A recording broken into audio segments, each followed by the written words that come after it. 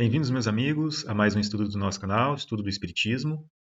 Hoje nós vamos dar continuidade ao assunto A Alma Após a Morte e Sua Individualidade.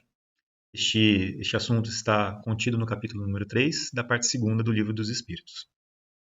No nosso último estudo, nós fizemos uma reflexão acerca da questão 149, em que Kardec pergunta: que sucede à alma no instante da morte? Nós sabemos que a alma é o espírito encarnado. E, dada a resposta aqui dos espíritos, nós então entendemos que a alma, no instante da morte, ela volta a ser espírito. Isto é, ela volve ao mundo dos espíritos, de onde se apartara momentaneamente. Desta resposta, nós podemos concluir, também com os outros ensinamentos que nos são trazidos, que a pátria espiritual, ou o mundo espírita, é aquele que preexiste e sobrevive a tudo. Nós estudamos esta questão, se eu não me engano, na questão 85. Vou até conferir aqui para a gente. Na questão 85. Né? Então, nós sabemos que o mundo espírita é aquele que preexiste e que sobrevive a tudo, e do qual nós nos apartamos momentaneamente, temporariamente. Quer dizer, pelo período que corresponde à nossa existência material, né? A nossa vida material, a nossa vida corpórea, ou seja, a nossa encarnação, que vai ter uma duração mais ou menos longa, segundo as necessidades de cada um de nós.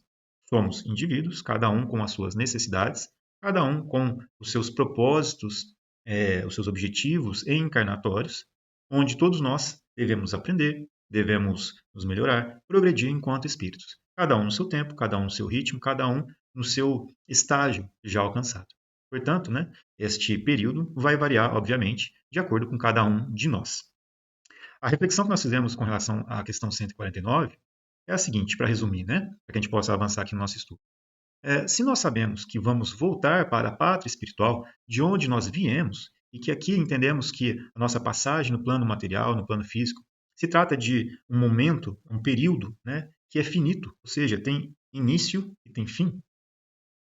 Se nós sabemos que vamos voltar para lá, o que nós estamos, então, com este conhecimento, atuando ou mudando na nossa vida?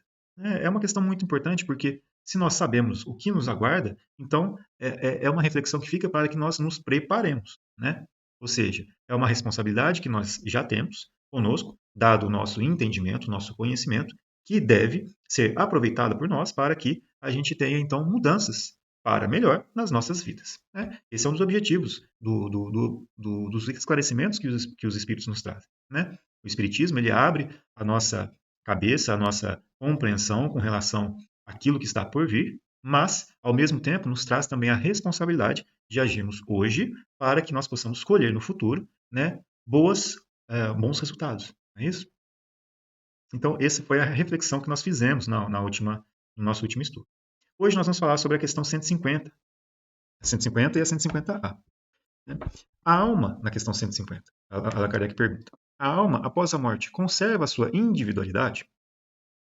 E aqui a resposta dos espíritos é: sim, jamais a perde. Que seria ela se não a conservasse? Né? Este assunto ele tem uma relação muito importante para nós com o próprio conceito da palavra alma, que já foi esclarecido para nós inúmeras vezes na própria obra dos espíritos, né? No livro dos espíritos. Então, inclusive, na própria introdução do livro dos espíritos, no item número 2, né, ali já na segunda página do livro dos espíritos, Kardec já tem o cuidado de nos esclarecer o que nós devemos entender como sendo a palavra alma. Né? Nós sabemos que a alma corresponde ao espírito encarnado, né? Mas a alma também poderia estar associada a outras interpretações em outras filosofias. Né? Por exemplo, vamos dar aqui uma lida só para a gente interpretar bem, ou relembrar bem, né, o que nos foi trazido. Kardec coloca: segundo uns, a alma é o princípio da vida material orgânica. Não tem existência própria e se aniquila com a vida. É o materialismo puro. Nesse contexto aqui, né, e nós já fizemos também um estudo sobre o materialismo. Nesse caso, a alma seria um efeito e não a causa da vida.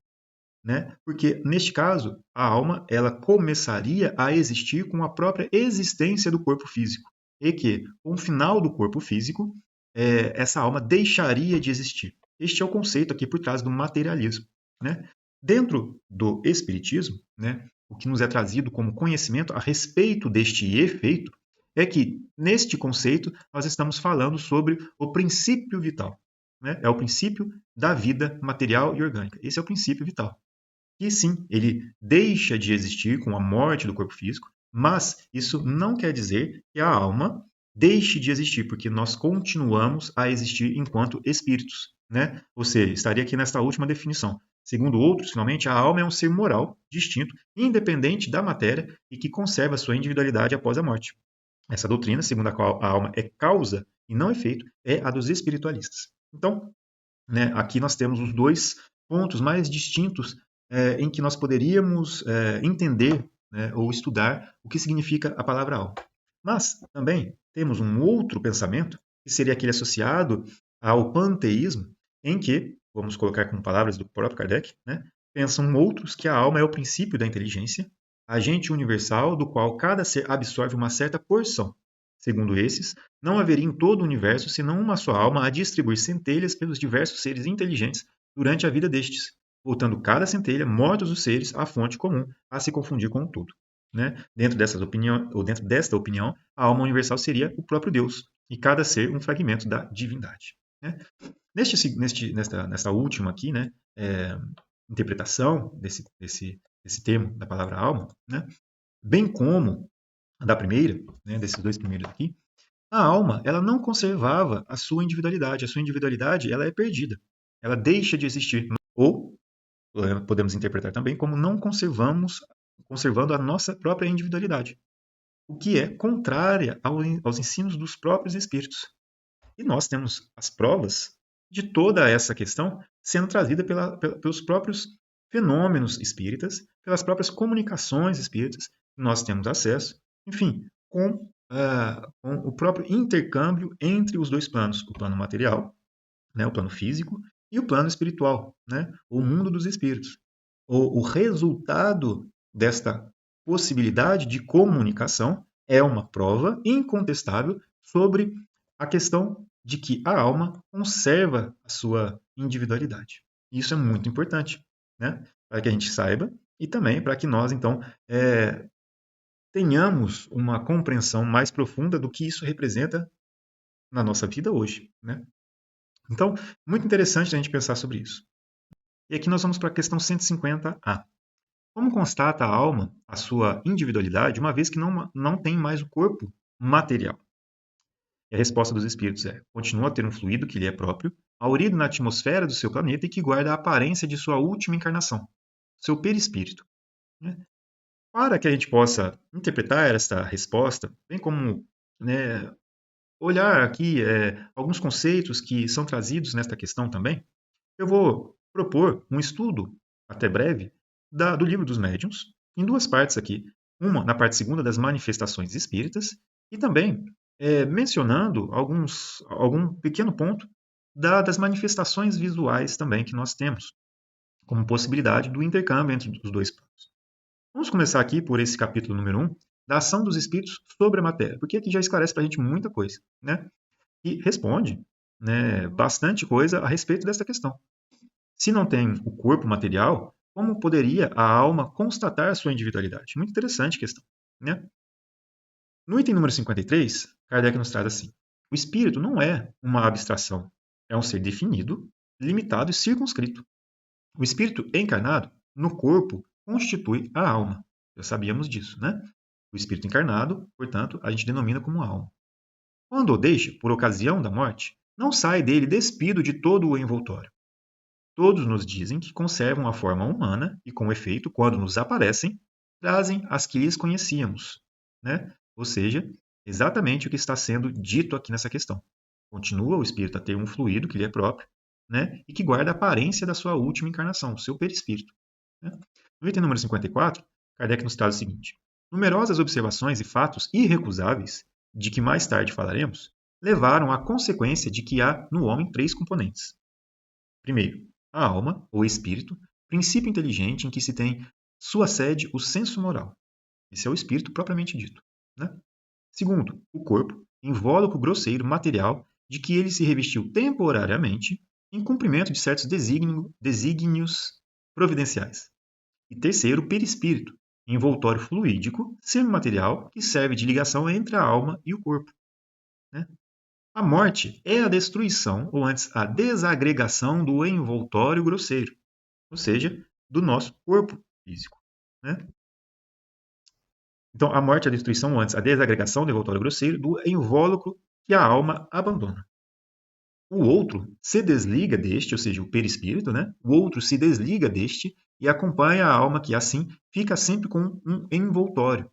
Este último, ainda que fluídico, etéreo, vaporoso, invisível para nós, em seu estado normal, não deixa de ser matéria, embora até o presente não tenhamos podido assenhorear-nos dela e submetê-las à análise. Quer dizer, né, nós sabemos que o perispírito, da sua origem, ele é uma transformação do fluido cósmico universal, passa pelas suas diversas modificações, né?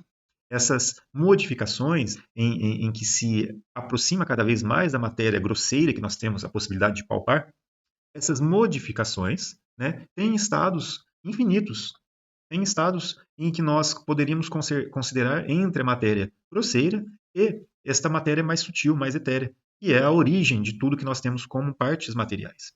Então, o perispírito é uma transformação do fluido cósmico universal, em que ele também se utiliza dos componentes da própria atmosfera de cada um dos planetas, de cada um dos mundos, para compor o seu perispírito, né? Então, dentre os diversos mundos existentes, dado que esses diversos mundos têm composições também diferentes da sua atmosfera, e são tantas outras modificações do fluido cósmico universal, o perispírito ali, então, encontra o material necessário à constituição do seu perispírito, né? Bem como nós podemos ainda considerar que o perispírito ele não é igual em todos nós. Ele pode ser mais ou menos sutil, mais ou menos etéreo, mesmo entre os próprios mundos, né? Ou seja, aqui na Terra podemos ter espíritos com perispíritos mais grosseiros e outros com perispíritos mais sutis, dependendo da elevação de cada um de nós, né?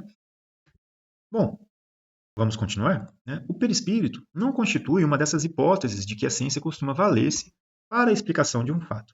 Ou seja, né, quando nós estamos fazendo aqui uma pesquisa com uma teoria a ser provada, comprovada, ou com uma tese a ser trabalhada, nós poderíamos construir ou propor hipóteses para a justificação de um determinado fato, sob análise, sob estudo. Mas aqui, o perispírito, ele não foi uma hipótese que foi concebida pelo Kardec, né? Ele não foi uma hipótese que alguém criou para falar, olha, eu acho que todas essas manifestações que acontecem são devido ou são em consequência à existência de uma coisa que eu vou chamar perispírito. Não foi assim que aconteceu. Não foi uma hipótese que foi criada por alguém para justificar os fatos. Vamos ver o que aconteceu, né? A sua existência, ou seja, do perispírito, não foi apenas revelada pelos espíritos. Resulta também de observações, como teremos ocasião de demonstrar. Então, o perispírito, ele não se trata de uma hipótese que foi criada por alguém para justificar, né, a origem das manifestações ou a ocorrência das manifestações, né? A sua existência, ela foi revelada pelos próprios espíritos e é resultado também das observações. Por ora, e por nos não anteciparmos no tocante aos fatos que havemos de relatar, limitar-nos-emos a dizer que, quer durante a sua união com o corpo, quer depois de separar-se deste, a alma nunca está desligada do seu perispírito. Muito interessante isso, né?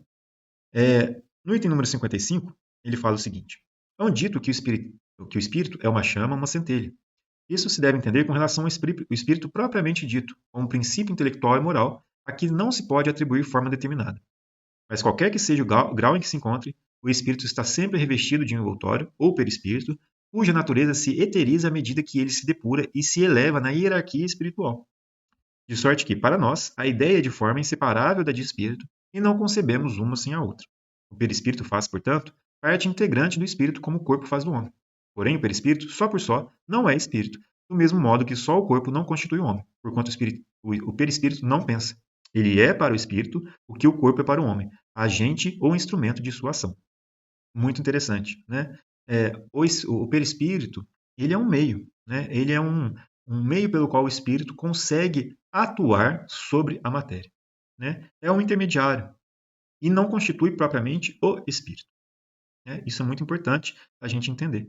É um invólucro semimaterial, né? Ou seja, tem uma natureza material com relação à sua constituição, mas também tem a sua parte ou a sua característica espiritual por ser o meio pelo qual o espírito se utiliza para exercer ação sobre a matéria. Né? Muito importante da gente saber. No item número 56, o Kardec coloca: ele tem a forma humana e, quando nos aparece, é geralmente com a que revestia o espírito na condição de encarnado. Né? É o que a gente está falando aqui. Né? Guarda a aparência de sua última encarnação, seu perispírito.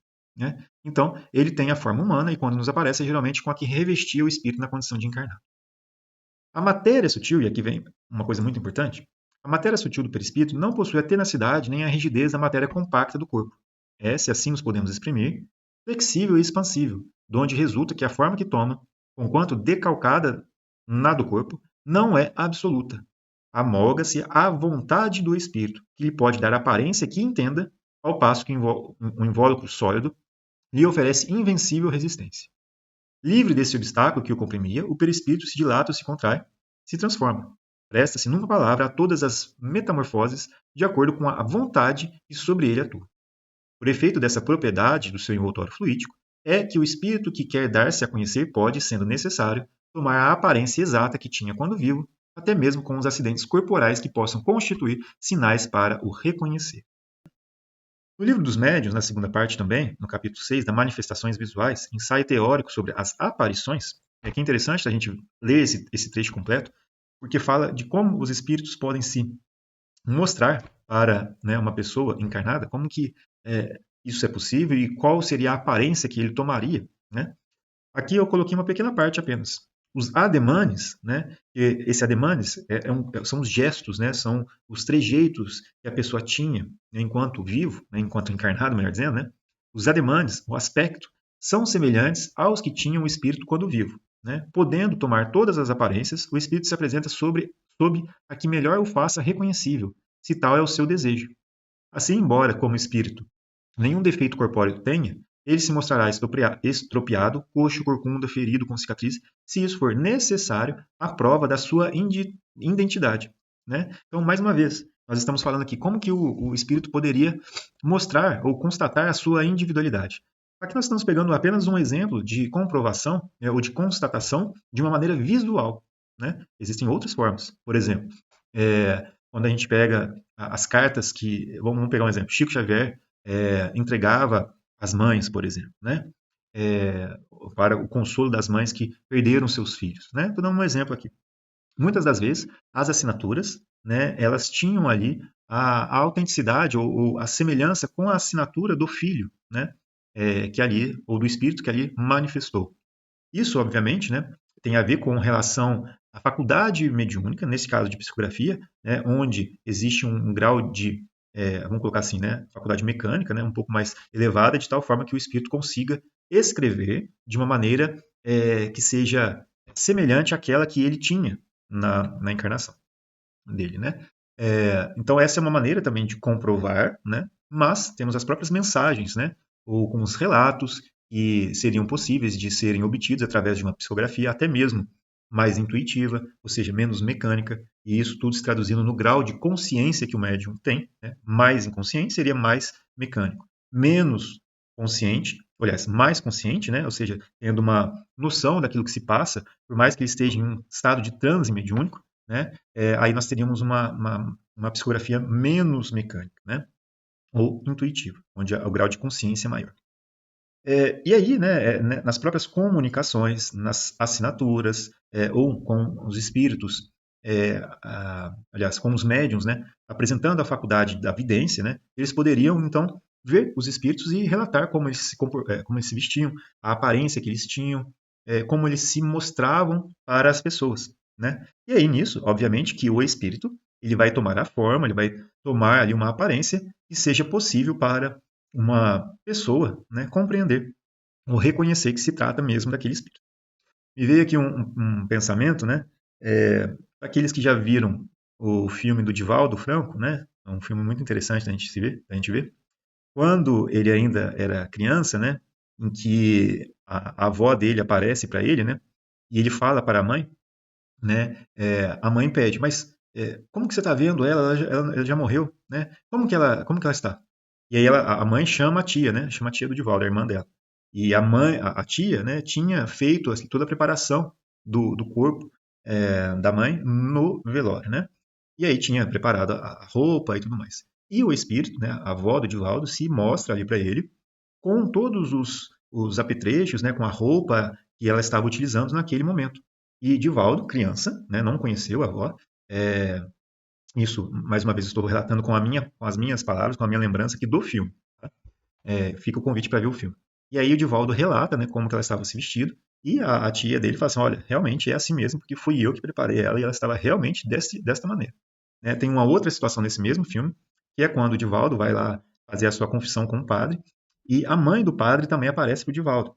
E ela tinha, parece, se eu não me engano, uma pinta, né, na cara, e o Divaldo relata isso para o padre, né, e ele fala, meu padre, realmente minha mãe e tal.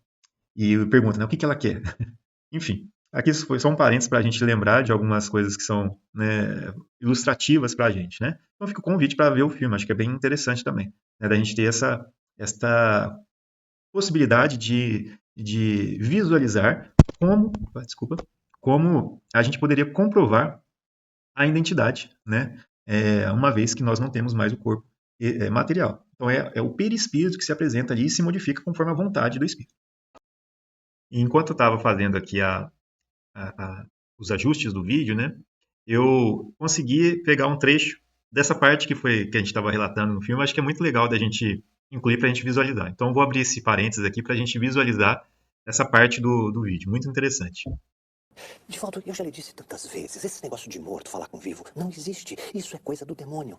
Quem mandou sua mãe abandonar a igreja? Mas eu acho que agora ela abandona de vez. É mesmo, meu filho? Por quê? É que essa senhora começou a me rezar sem crucifixo, sem nada. Ela só colocava a mão assim perto de minha cabeça, puxava, descia e largava. Puxava, descia e largava. Puxava, descia e largava. Adiantou alguma coisa? Adiantou. Ela me curou, padre. Eu voltei a andar. Quem te curou foi Jesus. É ele quem manda. Então eu acho que ela tem moral com o chefe, padre. Porque José, ó, cantou pra subir. Deixa de bobagem, de volta. O problema agora é que ela quer me levar no centro espírita. Já sua mãe deixou? Deixou e quer ir também. E você? Eu quero, mas tô com medo. Então vá. Mas tô curioso. Então vá. Então vou. Então vá. Então vou. Mas volte pra me contar. Eu quero saber o que o demônio anda aprontando por lá. Mas como é que eu vou saber, padre? Eu nunca vi a cara do diabo. É que você não percebeu. O diabo se manifesta sob as mais diferentes formas. Primeiro, ele se aproxima de mansinho, com uma carinha boa, como quem não quer nada. E vai ganhando a nossa confiança. De repente... Padre, eu acho que tem um desse aqui. Quem? O demo. O demo? O próprio. Onde? Aqui do lado de fora. Tem uma espiadinha. Onde, Divaldo? Quem, padre? Na sua frente. Mas eu não tô vendo nada. Então é o demo, com certeza. Ah, meu Deus do céu. Diga ao Padre Carmelo, quem tá aqui é a mãe dele. Padre, tá dizendo que é sua mãe? Impossível, Divaldo. A minha mãe está morta. Diga pra ele deixar de ser teimoso. Meu nome é Luzia. Ela diz que é Luzia e tá meio nervosa. Luzia? E como ela é? Ela é magrinha, tem o cabelo assim pro lado, olhos castanhos, tá com brinco e colar de pérolas. E o que mais? Ela tá com um vestido marrom, tem um bordado assim no ombro e um chale com pontas. Mas tem mais alguma coisa? Ela tem alguma coisa diferente? Tem uma verruga cabeluda na bochecha. Então é minha mãe, Divaldo. Com certeza. O que ela quer? Eu quero que ele lhe diga a verdade. Apenas a verdade. Desculpe, padre, mas ela pede que o senhor me diga a verdade. Apenas a verdade. A verdade, Divaldo, é que seu lugar não é mais na igreja. É em outro lugar. Acompanhe sua mãe. Vá com Deus.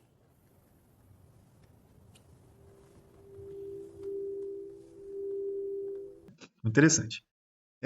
Eu coloquei aqui também um outro exemplo, né, só para a gente ter um texto aqui, fica mais fácil para a gente ver. Né? Nesse livro aqui, Entre a Terra e o Céu, acontecem muitas exemplificações desse tipo.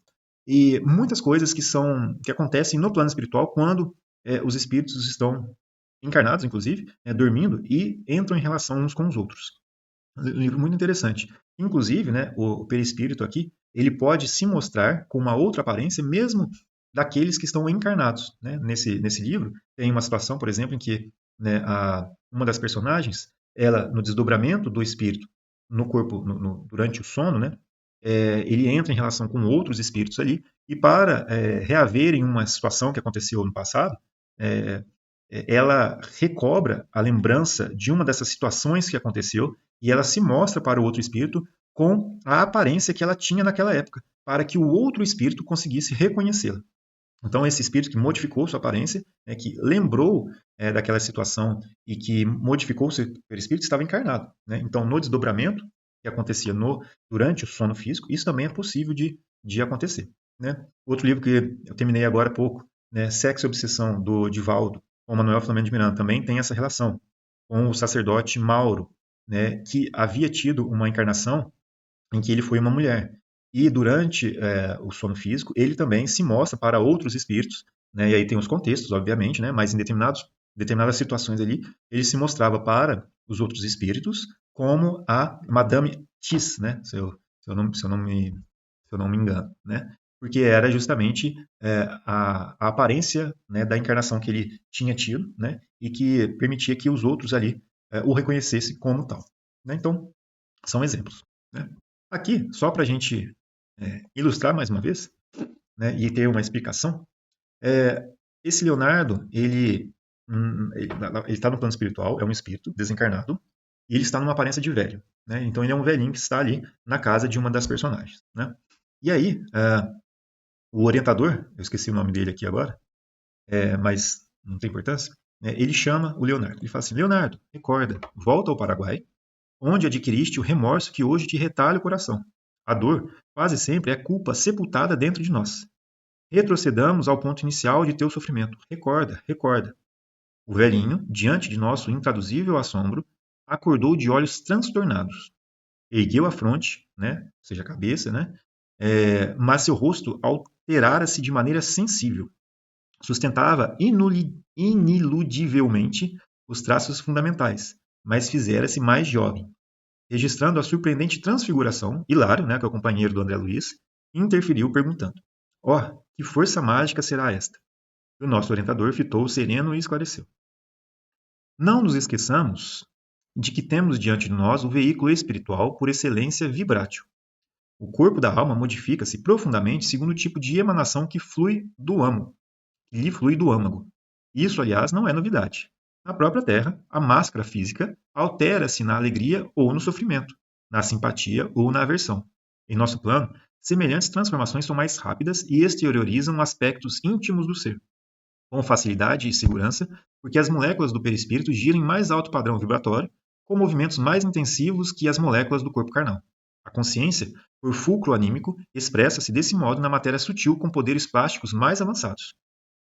Então, né, aqui está trazendo uma explicação com relação ao perispírito, né, em que a sua composição ela tem uma capacidade de transformação, né, mais potente, né, digamos assim, do que a matéria do nosso corpo físico, como foi dito aqui. Né? A matéria sutil do perispírito não possui a tenacidade nem a rigidez da matéria compacta do corpo. Essa, assim, podemos nos exprimir, flexível, expansível, donde resulta que a forma que toma, conquanto decalcada da do corpo, não é absoluta, e amolga-se à vontade do espírito. Né? Muito interessante de ver isso. E isso também justifica e nos permite compreender como é possível que o espírito se mostre com determinadas aparências e com o objetivo, obviamente, de comprovar a sua individualidade. Né? No seguinte sentido, né? De mostrar que ele é ele. Né? Bom, e no item número 58, para a gente terminar o nosso estudo, né? A gente vai terminar por aqui, a natureza íntima do espírito, propriamente dito, Kardec diz, isto é, do ser pensante, desconhecemos-la por completo. Apenas pelos seus atos, ele se nos revela, e seus atos não nos podem impressionar os sentidos, a não ser por um intermediário material. O espírito precisa, pois, de matéria para atuar sobre a matéria. Tem por instrumento direto de dissuasão o perispírito, como o homem tem um corpo. Ora, o perispírito é matéria conforme acabamos de ver. Depois, serve também de agente intermediário fluido universal, espécie de veículo sobre o qual ele atua, como nós atuamos sobre o ar, para obter determinados efeitos por meio da dilatação, da compressão, da propulsão ou das vibrações. Então, fica esse estudo aqui que nós fizemos por hoje, né? Com bastante conceito, talvez a gente precise estudar um pouco mais, né? Ler aqui de novo para compreender com todos os detalhes. Mas é isso, né? A gente está aprendendo, está todo mundo aprendendo. Bom é que a gente tem aqui as referências que nós podemos voltar e estudar novamente, né? Mas espero que tenha esclarecido em alguma das questões que foram propostas. E agradeço também a atenção de todos, né, que ficaram aqui para acompanhar o nosso estudo. Então, muito obrigado por terem acompanhado o nosso estudo, né, nosso singelo estudo, né? Mas muito obrigado por nos terem acompanhado e que Deus abençoe a todos, Jesus abençoe a todos. Muito obrigado e até a próxima.